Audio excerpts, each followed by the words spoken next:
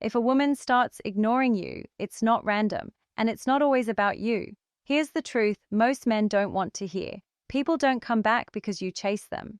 They come back because they feel your absence. And if you respond the wrong way when she pulls away, you don't just lose her interest, you confirm her decision. So the question is simple. When she ignores you, do you lose control, or do you become the man she starts thinking about again? Scarcity creates value because human attention is wired to prioritize what feels limited, uncertain, or at risk of being lost. When something is always available, always responding, always present without conditions, the brain gradually stops assigning it importance. It becomes predictable, expected, and eventually taken for granted. In relationships, this shows up when one person is constantly available, replying instantly, always initiating, always adjusting their time and energy around the other person. At first, this may feel like effort or care, but over time, it removes tension, mystery, and anticipation. Without those elements, attraction begins to flatten. The emotional system no longer registers urgency because nothing feels like it could disappear. Scarcity shifts perception because it introduces the possibility of loss. When your attention, time, and emotional investment are no longer guaranteed, the other person's mind starts to reevaluate your presence.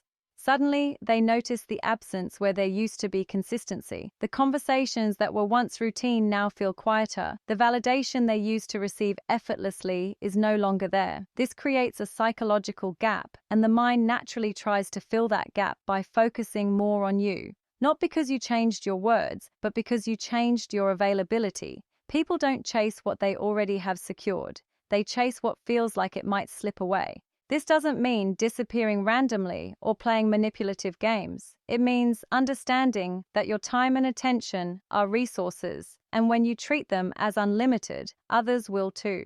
Scarcity is not about pretending to be busy. It's about genuinely having priorities, standards, and boundaries that make your attention selective. When someone feels that your presence must be earned and maintained, not assumed, it changes how they engage with you. They become more attentive, more responsive, and more invested because the dynamic no longer feels one-sided or guaranteed. There is also a deeper layer tied to self-worth.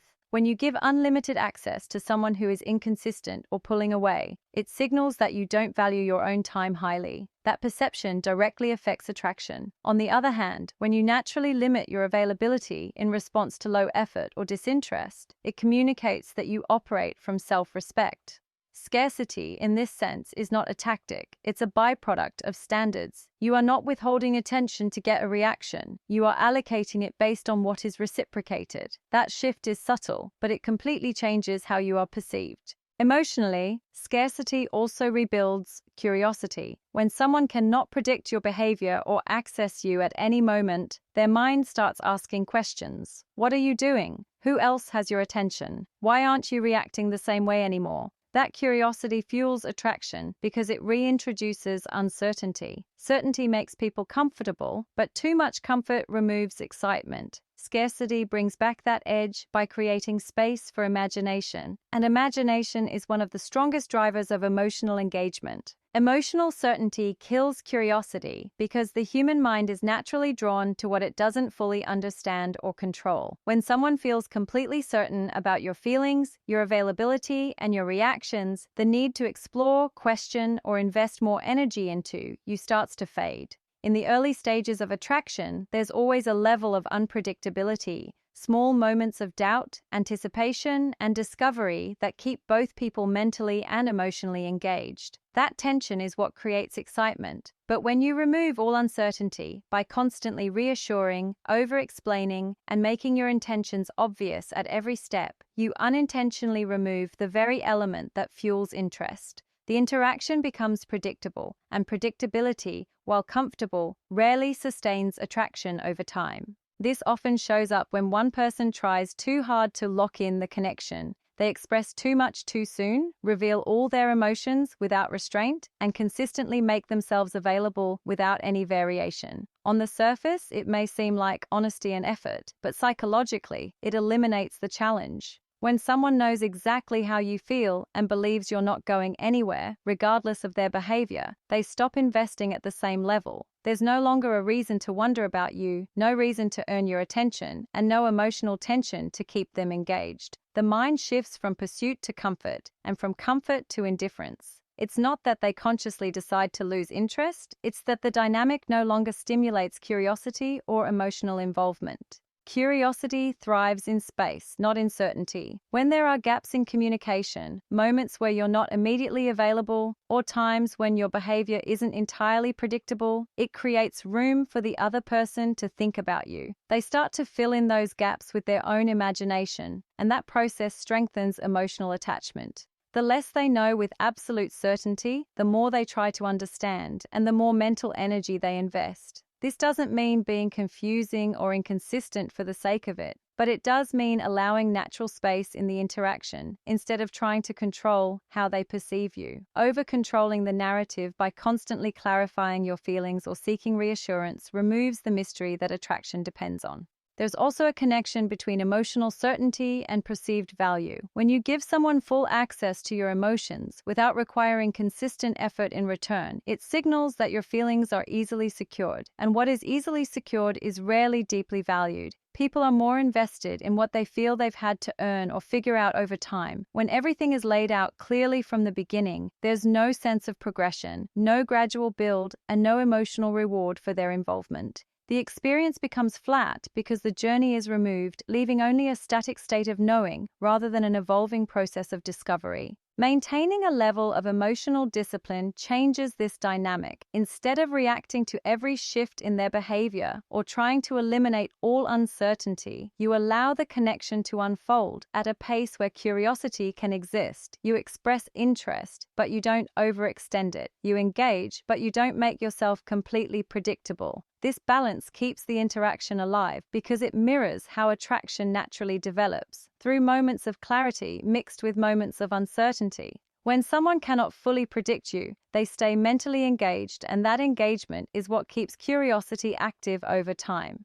People mirror your self-worth because in the absence of clear boundaries and standards, they take their cues from how you treat yourself. Most individuals don't consciously analyze your value. They observe your behavior and respond to it. If you consistently accept minimal effort, tolerate being ignored, or adjust your standards to keep someone around, you communicate, without saying a word, that this level of treatment is acceptable to you. Over time, that becomes the baseline. It's not that the other person is deliberately trying to disrespect you, it's that they are adapting to what you've demonstrated you will allow. Human behavior naturally moves toward efficiency, and if someone learns they can give less while still keeping your attention, they will often continue at that level or even reduce effort further. This dynamic becomes more pronounced in emotionally imbalanced situations, where one person is more invested than the other. The person with lower self-worth tends to overcompensate, giving more time, more attention, and more validation in an attempt to secure the connection. But instead of increasing attraction, this often has the opposite effect. It shifts the power dynamic. The more you overextend, the less the other person feels the need to invest, because the relationship no longer requires effort to maintain. Attraction, at its core, depends on mutual investment and perceived value. When one side is doing all the work, the balance breaks, and with it, the sense of respect that sustains long-term interest. Self-worth is not communicated through words, it is demonstrated through choices. Saying you deserve respect has no impact if your actions consistently show that you will stay in situations where respect is lacking. When you continue engaging with someone who ignores you, cancels plans repeatedly, or shows inconsistent interest, you reinforce a pattern. You signal that your time is flexible, your attention is easily accessible, and your standards are negotiable. That signal becomes part of how the other person perceives you. In contrast, when you begin to withdraw from situations that don't meet your standards, you create a different response. People start to recognize that access to you is conditional, not guaranteed, and that recognition often leads to a shift in how they behave. There is also a psychological principle at play involving consistency and reinforcement. When you reward low effort with continued attention, you train the other person to maintain that level of effort. When you remove attention in response to low effort, you interrupt that pattern. This doesn't mean using silence or distance as a tactic to control someone's behavior, but rather as a natural consequence of valuing your own time and energy. Over time, this creates clarity in the dynamic. Either the other person adjusts their behavior to match your standards, or they fall away because they are unwilling to meet them. In both cases, the outcome aligns more closely with your self-respect. Another layer to this is internal alignment. When your actions match your standards, you develop a stronger sense of confidence and emotional stability. You no longer feel the need to seek validation from someone who is inconsistent, because your sense of value is not dependent on their response. This internal shift is noticeable. People can sense when you are no longer trying to prove your worth or gain approval, and that changes how they interact with you. The energy becomes less about seeking and more about choosing. Instead of asking, "Do they want me?" the focus becomes, "Do they meet my standards?"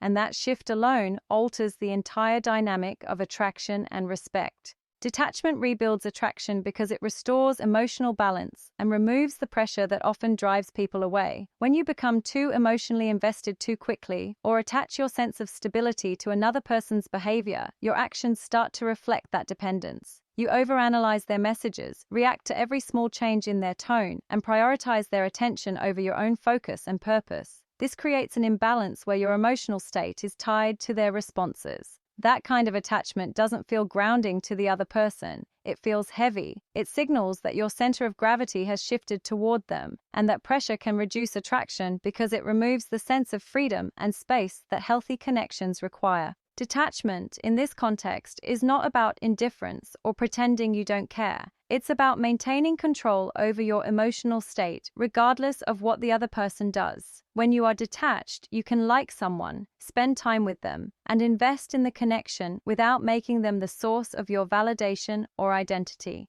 This creates a different energy. Instead of seeking reassurance or trying to secure their attention, you allow the interaction to unfold without forcing outcomes. That shift alone changes how you are perceived. You come across as stable, grounded, and self-contained, which are traits that naturally draw people in because they suggest strength rather than need. One of the biggest ways detachment rebuilds attraction is by removing pursuit when it's not being reciprocated. When someone pulls away and you immediately chase, you reinforce the distance. Your pursuit confirms that they can step back without consequences while still keeping your attention. Over time, this dynamic weakens your position because it places them in control of the interaction. Detachment interrupts this pattern. When you respond to distance with space instead of pursuit, you reset the dynamic. You communicate that your attention is not automatic, it's conditional on mutual engagement. This doesn't guarantee that the other person will come back,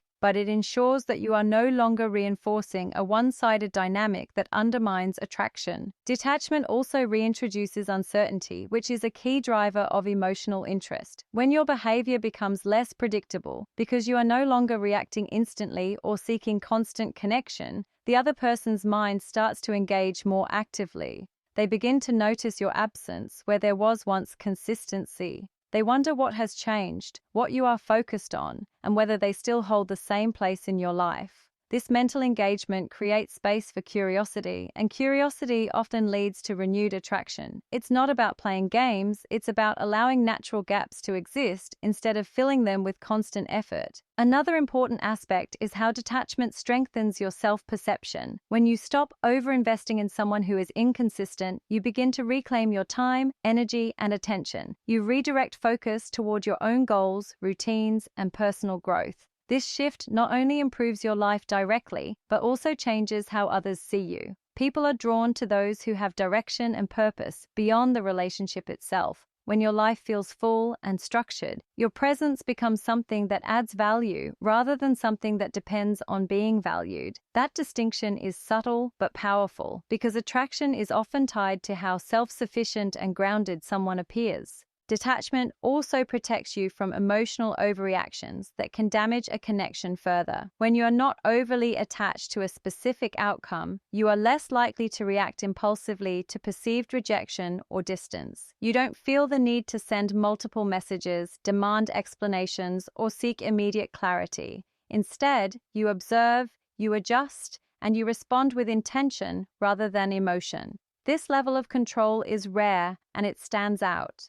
It signals maturity and confidence, which are qualities that tend to increase respect and, in many cases, rebuild attraction naturally. Loss triggers reevaluation because the human mind is wired to reassess value when something is no longer easily accessible. As long as a person feels secure in having you, your attention, your time, your emotional availability, they operate from a place of certainty. That certainty reduces the need to actively think about your role in their life. You become part of their routine rather than something they consciously appreciate. But when that consistency disappears, even slightly, the mind shifts out of autopilot. It starts to notice the absence where there was once presence, and that absence creates a psychological gap. The brain naturally tries to make sense of that gap, and in doing so, it begins to reevaluate your importance, your value, and the role you played in their emotional experience. This process is not always immediate, and it doesn't always happen consciously. At first, the person may simply notice that something feels different. The messages are less frequent, the attention is no longer constant, and the dynamic has shifted. What used to be predictable is now uncertain. That subtle disruption is enough to trigger curiosity, because the brain is uncomfortable with changes it cannot easily explain. Over time, that curiosity can evolve into reflection. They begin to compare how things felt before with how they feel now. They may recall moments of connection, the ease of communication, or the sense of validation they received from your presence. These memories gain more weight in your absence than they did when everything was still available, because the mind tends to romanticize or highlight what is no longer within reach. There is also a deeper psychological mechanism at play involving perceived value and effort. People are more likely to value what they feel they might lose or have already lost, especially if that loss was not fully processed at the time it occurred. When you are consistently present, your value can become normalized. But when you step back, whether by choice or as a response to their behavior, you interrupt that normalization. The person is forced to confront the possibility that access to you is no longer guaranteed. That realization often leads them to question whether they underestimated you or took your presence for granted. The shift from certainty to potential loss creates a sense of urgency that was previously absent. Another factor is emotional contrast. When your attention is constant, there is no contrast to highlight its impact. It becomes the baseline. But once it is removed, the contrast between having it and not having it becomes clear. This contrast amplifies the emotional significance of what was lost. The silence feels louder, the absence feels heavier, and the lack of interaction becomes more noticeable than the interaction ever was. This is why people often begin to reach out after a period of distance. They are responding not just to the absence itself, but to the emotional difference they are now experiencing compared to before. It's important to understand that this reevaluation only happens when the loss is real. If you say you are stepping back but continue to make yourself available, the dynamic doesn't change. The other person still feels secure in having access to you, and without that sense of loss, there is no trigger for reflection. Genuine distance, on the other hand, creates clarity. It allows both people to see the connection without the constant reinforcement of daily interaction.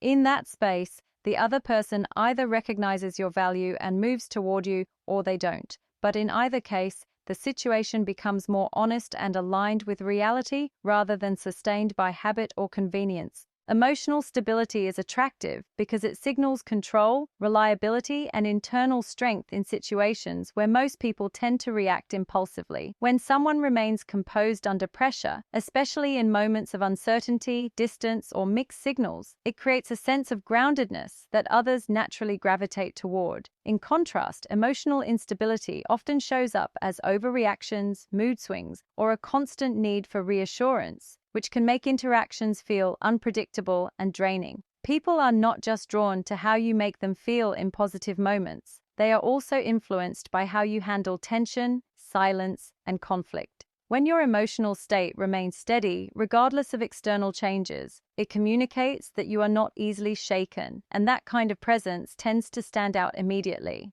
This becomes especially important when dealing with situations where interest levels are unclear or inconsistent. If a woman starts pulling away or becomes less responsive, an emotionally unstable reaction would be to chase harder, question her behavior, or express frustration. These reactions are driven by anxiety and a need to regain control, but they often have the opposite effect. They increase pressure and reduce attraction because they reveal that your emotional state depends on her actions. Emotional stability, on the other hand, allows you to observe the situation without reacting impulsively. Instead of trying to force clarity or immediate engagement, you maintain your pace, your focus, and your standards. This creates a different dynamic where you are not seeking validation, you are evaluating whether the interaction meets your expectations. There is also a strong connection between emotional stability and perceived value.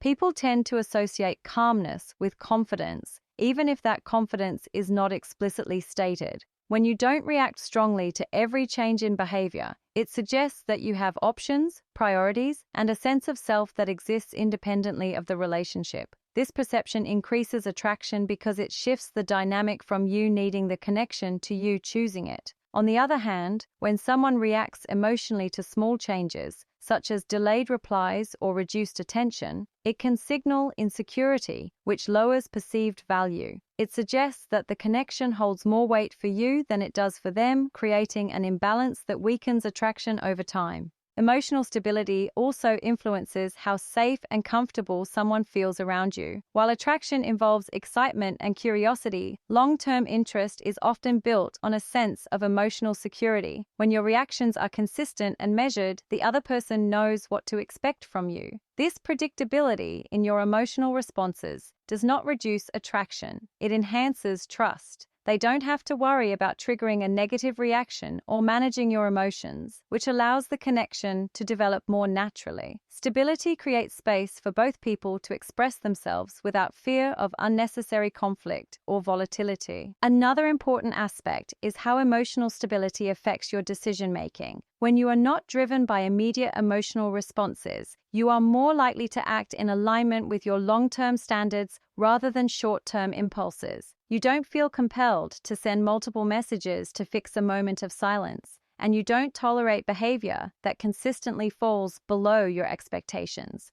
Instead, you respond with intention, choosing when to engage and when to step back based on what is actually happening rather than how it makes you feel in the moment. This level of control reinforces your self-respect and shapes how others interact with you because it establishes a clear boundary between what you accept and what you don't. At the end of the speech, none of this is about controlling someone else's behavior. It's about mastering your own. When you understand these dynamics, you stop reacting out of fear and start acting from clarity. You don't chase attention, you don't negotiate your self-worth, and you don't stay where your value isn't recognized. The focus shifts from trying to make someone choose you to becoming someone who chooses carefully. Because the real power isn't in making someone come back. It's in knowing that whether they do or don't, you remain grounded, disciplined, and moving forward without losing yourself.